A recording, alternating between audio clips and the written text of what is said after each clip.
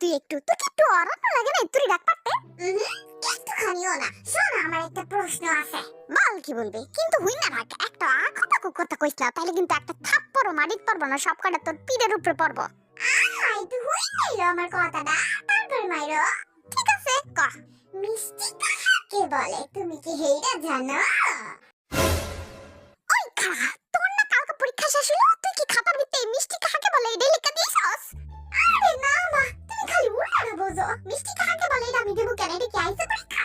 তাইলে মিষ্টির সঙ্গে কইতে পাইছস তুই? মা আমার নিজে মাথার ভিতরে চিন্তা জ্ঞান সাধনা করে মিষ্টির সংজ্ঞা পাইছি শোনো একটু। আচ্ছা ঠিক আছে ক। চিনি হইতেছে গিয়া মিষ্টি, মিষ্টি হইতেছে গিয়া গোল, আর গোল হইতেছে গিয়া মিষ্টি, আর মিষ্টিটাই হইলে গিয়া মিষ্টি, আর মিষ্টিটাই কই মিষ্টি, আর মিষ্টি বুঝছো? বদের হাড্ডি বাহ কি সংজ্ঞা দিলি রে বাবা। তোর তো একটা নোবেল পুরস্কার উদ্দামাইটা দেওয়া উচিত লেমনি। তোর পাশের বাড়ির খালুরতে নোবেল পুরস্কার। মা কি যে কও না থাক আমার লজ্জা দিও না। তো বাবা ঝাড়ু কাকে বলে আপনি কি এটা জানেন? হ্যাঁ জানি তো। বদের হাড্ডি মানে ঝাড়ু মানে বদের হাড্ডি, আর সেই ঝাড়ু দিয়ে বদের হাড্ডির মায় খালি শুধু বদের হাড্ডিরই ঝাড়।